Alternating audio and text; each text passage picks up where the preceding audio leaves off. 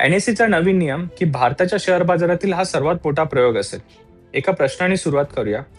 ह्या आठवड्यामध्ये तुम्ही बघितलं असेल की भारतीय शेअर बाजाराची शेवटची किंमत अशा सिस्टमने ठरणार आहे जिथे लाखो कोटी रुपयाचा हिशोब होईल.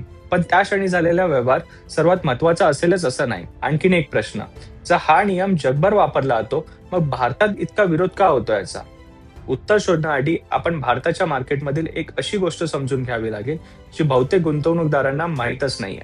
भारताचा बाजार खरंच वेगळा आहे. जेव्हा NSE म्हणते हा ग्लोबल स्टँडर्ड आहे ते पूर्णपणे चुकीचं नाही.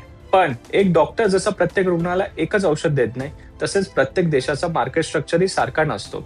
आणि भारत याला अपवाद आहे. कारण भारत जगातील दुसऱ्या क्रमांकाचे इक्विटी डेरिव्हेटिव्ह मार्केट आहे. पण खरी गोष्ट अजून पुढे आहे. एक आकडा जी संपूर्ण गोष्ट बदलतो. अमेरिकेत दररोज जवळपास $1 ट्रिलियन कॅश मार्केटमध्ये ट्रेड होतं आणि त्याच दिवशी ऑप्शनमध्ये साधारण $4 ट्रिलियन नोटेशनल टर्नओव्हर असतो. म्हणजे डेरिव्हेटिव्ह मोठे आहेत पण कॅश मार्केट सुद्धा तितकंच मजबूत आहे. आता भारताकडे बघा, कॅश मार्केट फक्त $15 बिलियन पण ऑप्शन $4.5 ट्रिलियन. हा फरक फक्त मोठा नाहीये, तो असामान्य सुद्धा आहे.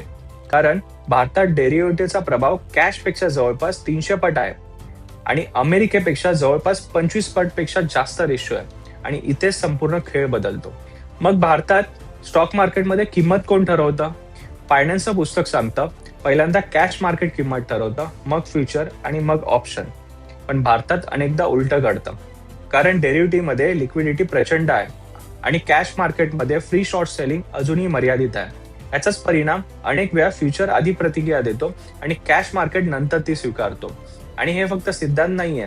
तुम्ही जुलै एक्सपायरीमध्ये बघू शकता विप्रोच्या फ्युचर कॉन्ट्रॅक्टमध्ये डिस्काउंट दिसला होता.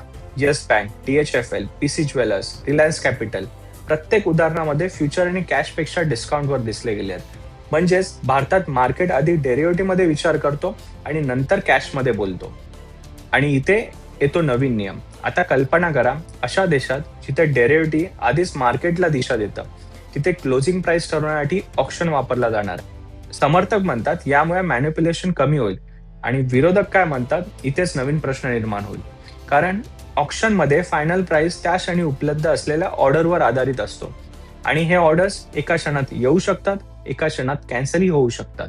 आणि मोठ्या इव्हेंटच्या दिवशी लिक्विडिटी अचानक कमी झाली तर फायनल प्राइस किती स्थिर राहील हा प्रश्न अजूनही खुलाच आहे. तर इतिहास काय सांगतो आपला?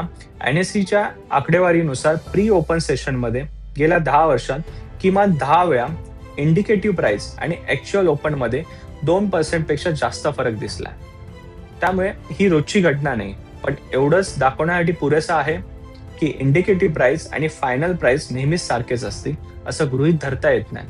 आणि क्लोजिंग ऑप्शनमध्ये जिथे डेरिव्हेटिव्ह एक्सपोजर प्रचंड असतो तिथे ही अनिश्चितता नेहमीच चर्चेचा विषय बनते. आता आठवा, सेबीने जेन स्ट्रीट संदर्भात काय आरोप केले होते. आरोप असा होता की कमी लिक्विडिटी असलेल्या कॅश सेगमेंटमधील हालचालीचा वापर करून मोठ्या ऑप्शन पोझिशनवर त्याचा जास्त प्रभाव आणून त्याच्यात प्राइस फ्लक्च्युएशन करून घेणे. हे आरोप अजून अंतिम न्याय निर्णयापर्यंत गेलेले नाहीये, पण त्यांनी एक प्रश्न नक्की निर्माण केला आहे. कॅश मार्केट आधीच तुलनेने कमी खोल असेल तर त्याच मार्केटवर आधारित क्लोजिंग सेटलमेंट वाढल्यावर भविष्यात नवीन प्रकारचे धोके निर्माण होऊ शकतात का? म्हणून हा व्हिडिओ कॅशच्या समर्थनात किंवा विरोधात नाही. हा फक्त एक प्रश्न विचारतो, जगासाठी बनलेला नियम जगातील सर्वात वेगळ्या डेरिव्हेटिव्ह मार्केटमध्ये जसाच्या तसा लागू करता येईल का?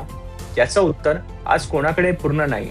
पण एक गोष्ट निश्चित आहे, भारताचा बाजार जगासारखा नाहीये आणि कदाचित म्हणून भारतातील नियमही वेगळे असण्याची गरज असू शकते. जर तुम्हाला अशा डेटा, नियम आणि बाजार मागचे खरं गणित समजून घ्यायचं असेल तर हा व्हिडिओ शेअर करा आणि तुमचं मत कमेंटमध्ये नक्की लिहा. कारण बाजारात अफवा वेगाने पसरतात पण निर्णय नेहमी डेटावरचेच घ्यावे लागतात.